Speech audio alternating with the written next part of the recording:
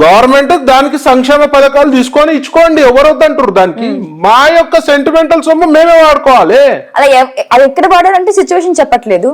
చాలా దారి మళ్ళీ సందర్భాలు ఉన్నాయి. అక్కడ మీరు తిరుపతిలో పోయి బీజేపీ లీడర్లను అడగండి, తిరుపతి హిందూ సంఘాలను అడగండి.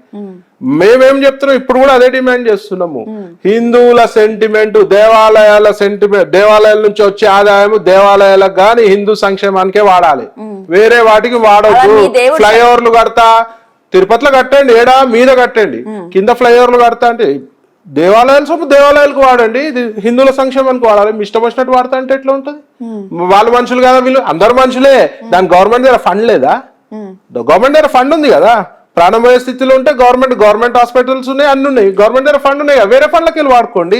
దేవాలయపై నేను ఒకటి చెప్తాండి, దేవాలయాలపై గవర్నమెంట్ డిపెండ్ కావద్దు, దేవాలయాల సొమ్ముపై గవర్నమెంట్ డిపెండ్ కావద్దు, దేవాలయాల సొమ్ము దారి మళ్లించొద్దు. ఇంకా వేరే మాటనే లేదు దానికి. Okay, right. Coming back to ఇక్కడ తెలంగాణ గవర్నమెంట్ పోలిస్తే, సో కేసీఆర్ ప్రభుత్వం ఎలా ఉండింది, ఇప్పుడు కాంగ్రెస్ ప్రభుత్వం ఎలా ఉంది? కేసీఆర్ ప్రభుత్వం దుష్ట పాలన, హిట్లర్ పాలన, ఒక చెత్త పాలన, స్కీముల పేరుతో ఉన్న ప్రభుత్వం కాదు, స్కాముల ప్రభుత్వం అది. హిందువులపై దాడి, గోవుపై దాడి, ఇట్లా అంటుంటేనే దిక్కు లేదు. ఇట్లా అనకపోతే ఇంకా దారుణం ఉంటది. మొన్న నేను చెప్తానండి, మెదక్ జిల్లాలో రామాలయం ప్రారంభోత్సవానికి పల్లక సేవ చేస్తే వాడు చెప్పిసిరి కొట్టిండు, వాడు పల్లకి మీద. అది తప్పు కాదా మరి? అక్కడ మీ వాళ్ళు వచ్చారు కదా, గుడికి మీ వాళ్ళే వచ్చి ఉంటారు కదా. అరే ఇక్కడండి మెదక్ లో మీరు మాట్లాడేది ముస్లిం కేసు అయింది. మీకు నాలెడ్జ్ లేకపోతే విని తెలుసుకోండి, ఇబ్బంది లేదు. అన్ని ముస్లిం వాళ్ళు చెప్పులు వేసినారు దౌలతాబాద్ లో. ఏం మాట్లాడతారు మీరు? మీడియా మొత్తం వచ్చింది, హంగామైంది. మీరు ఇంటర్వ్యూ చేయడానికి వచ్చారు, తెలుసుకొని రావాలి. లేదు తెలియనట్టుండండి, లేదు నేను తెలియనప్పుడు మీరు చూసిర్రా, అన్ని పోయి చూస్తారా? రెండే కళ్ళు ఉన్నాయి కదా, హైదరాబాద్ లో ఉన్నాయండి. మీడియా సోషల్ మీడియాలో చూడండి, టీవీలో చూడండి. మేము చూడాల్సిన అవసరం లేదు, చూసిన వాళ్ళు చెప్తారు. సోషల్ మీడియాలో వచ్చింది, నేను స్పందించిన, నేను పోయినా. దాని గురించి మీరు ఏమంటారు మరి? అయితే అదే చెప్తున్నా కదా, ఈ బీఆర్ఎస్ ప్రభుత్వాలలో, ఈ కాంగ్రెస్ ప్రభుత్వంలో జరగొద్దని చెప్తున్నా. బీఆర్ఎస్ లో జరిగింది, బీఆర్ఎస్ లో ఎక్కువ జరిగింది, ఇప్పుడు కాంగ్రెస్ లో జరుగుతుంది. మొన్న అయింది కదా, మొన్న కూడా బీఆర్ఎస్, అప్పుడు బీఆర్ఎస్ ప్రభుత్వం. ఫైనల్ వచ్చేసి బీజేపీ రావాలి ఇక్కడ. బీజేపీ ఎందుకు అంటే చిన్న మిస్టేక్స్ కూడా జరగవా బీజేపీలో? మిస్టేక్స్ జరగవచ్చు, జరగకపోవచ్చు అని కాదు. ఎందుకు అంటే గత 60 ఏళ్ళు, ఆల్మోస్ట్ 60 years కాంగ్రెస్ వాళ్ళు పాలించారు సెంట్రల్ గవర్నమెంట్ లో.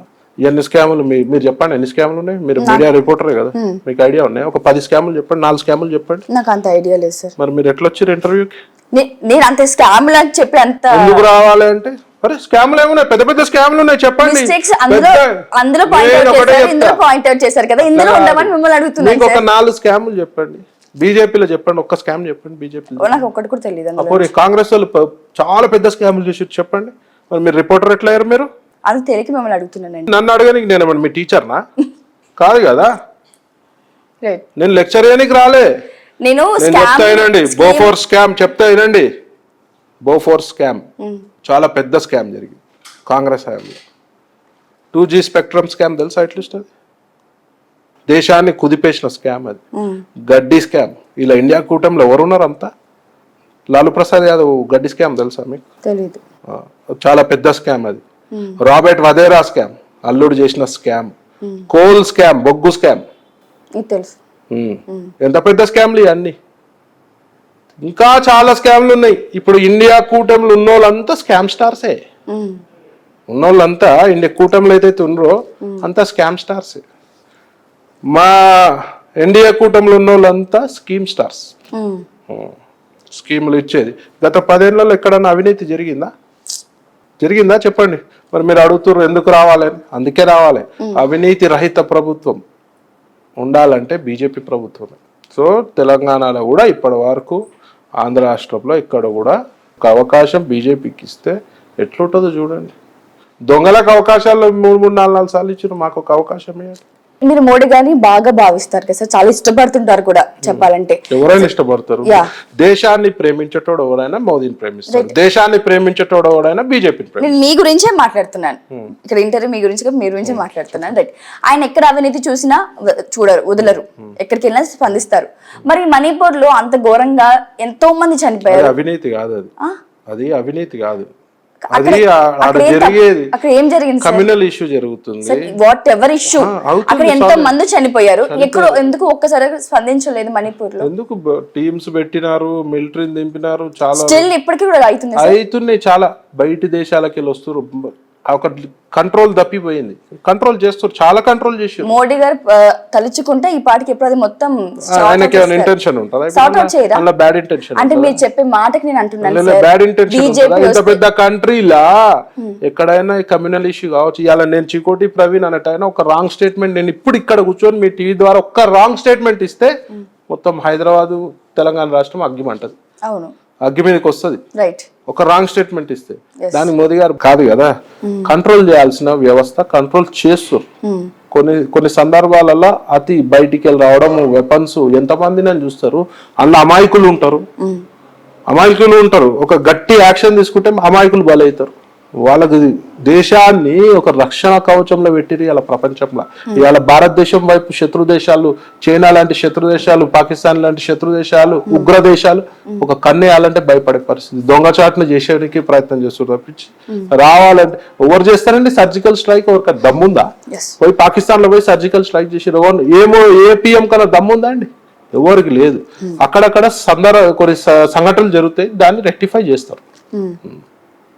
ఇప్పుడు ఇవాళ దేశం మామూలు విషయం కాదు. మూడోసారి గవర్నమెంట్ రావాలంటే ఇవాళ ఎన్ని శక్తులు కూడుకొని మోదీ గారికి యాంటీ చేస్తున్నాయి. అయినా కూడా ఇవాళ మూడోసారి అయిందంటే ఆయన మీద ఎంతమందికి విశ్వాసం ఉందో మీరు తెలుసుకోవాల్సిన బాధ్యత ఉంది. రైట్, సో చాలా బాగా చెప్పారు సార్. సో మీరు బీజేపీలో 2 సార్లు రీఎంట్రీ అని నేను విన్నాను, అది నిజమేనా? 2 సార్లు రీఎంట్రీ అని విన్నాను.